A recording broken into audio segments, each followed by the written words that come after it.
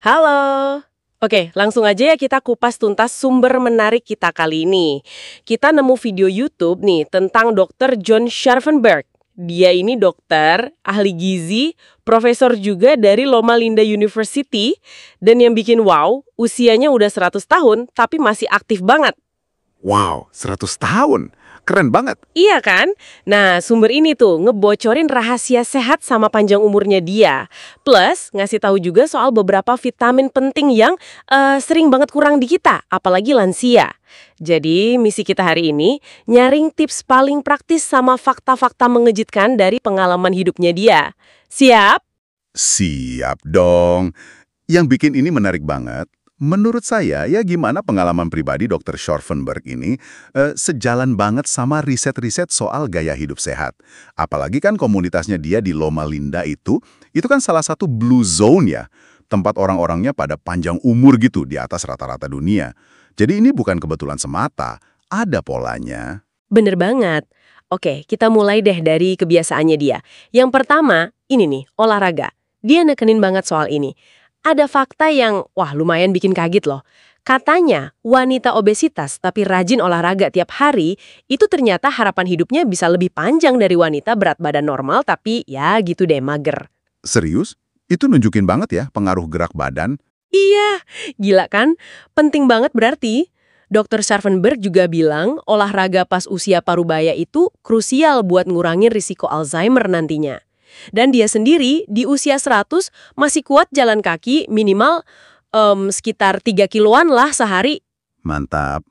Prinsipnya juga menarik tuh. Katanya, tiap jam kita olahraga, itu bisa nambah 3 jam usia harapan hidup. Jadi kuncinya konsisten ya. Nah, selain gerak badan, soal makanan juga nggak kalah penting pastinya. Dr. Scharfenberg ini kan anggota gereja Masehi Advent hari ke-7 ya. Jadi dia vegetarian, terus nggak merokok, nggak minum alkohol juga. Komunitas Adventis di Loma Linda ini emang jadi contoh bagus gaya hidup sehat. Makanya jadi Blue Zone. Pantesan. Dan riset nunjukin 95% penghuni Blue Zone yang sampai usia 100 tahun lebih, itu mayoritas makannya emang nabati.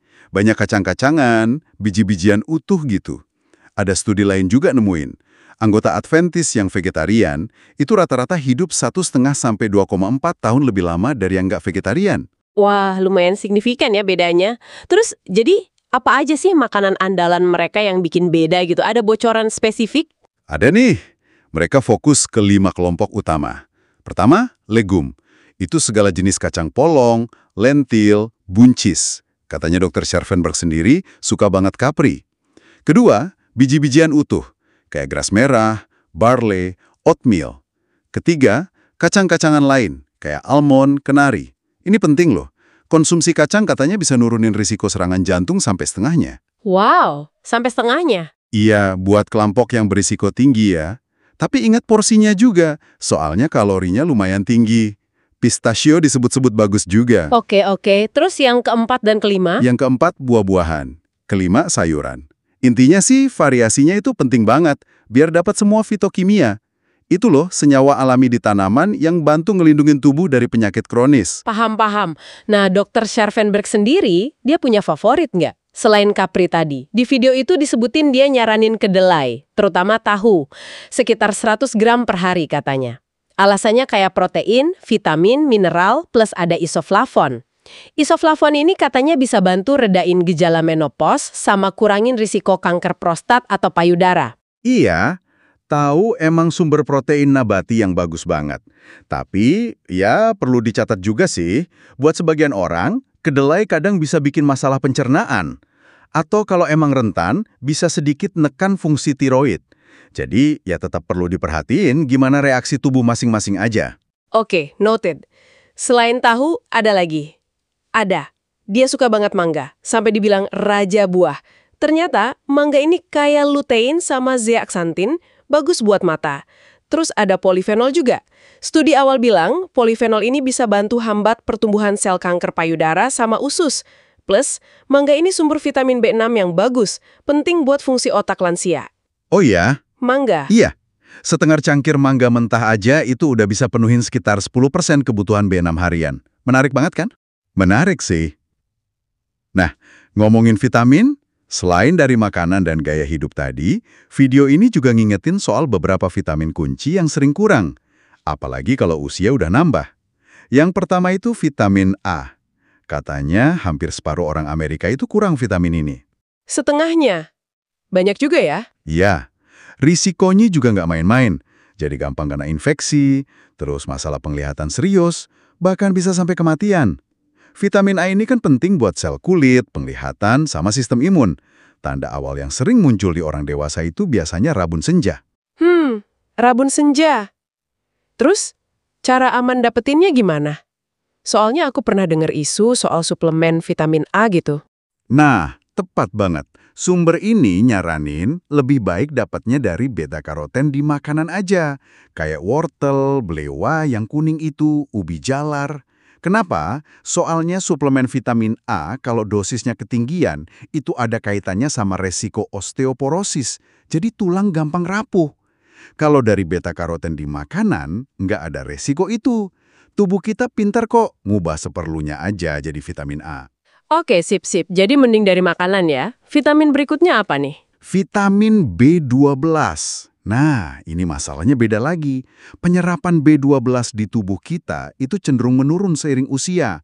Biasanya kalau udah di atas 50 tahun. Ini karena ada faktor intrinsik di lambung yang produksinya berkurang. Nah, B12 ini kan utamanya ada di produk hewani ya. Oh gitu. Jadi buat vegetarian dan juga lansia pada umumnya, suplementasi itu seringkali jadi cara paling efektif buat mastiin kebutuhannya cukup. Oke, B12 dicatat. Terus yang terakhir ada lagi? Ada vitamin D. Wah, kalau yang ini defisiensinya umum banget katanya. Seberapa umum memangnya? Parah sih. Lebih dari separuh populasi dunia diperkirakan kurang vitamin D. Malah di Amerika Serikat, 70–95% lansia dan pasien rumah sakit itu kekurangan. Terutama yang tinggal di wilayah utara, yang mataharinya nggak sebanyak kita di sini. Padahal vitamin D ini krusial banget buat tulang. Dia bantu penyerapan kalsium itu naik sampai 3 kali lipat. 3 kali lipat?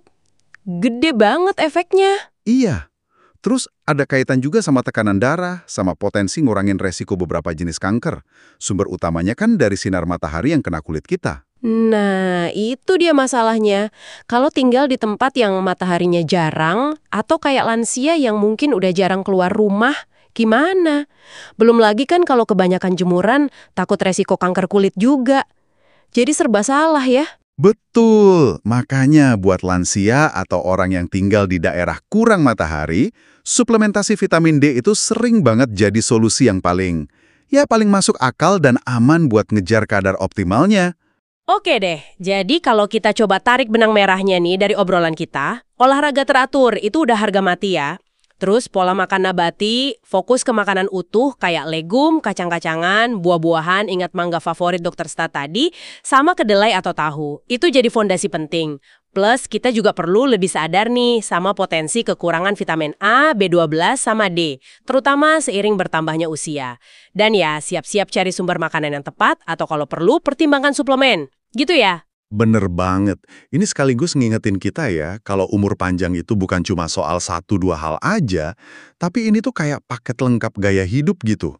Termasuk juga ya, itu tadi, menghindari rokok dan alkohol, kayak yang dilakuin sama komunitas Adventis. Semuanya itu saling dukung, saling terkait. Nah, ini jadi bikin mikir deh.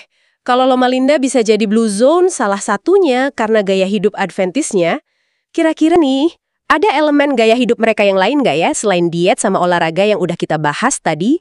Yang mungkin juga kontribusi besar ke umur panjang mereka yang luar biasa itu? Mungkin soal komunitasnya yang kuat? Atau cara mereka ngelola stres? Sesuatu buat Anda renungkan lebih lanjut nih kayaknya.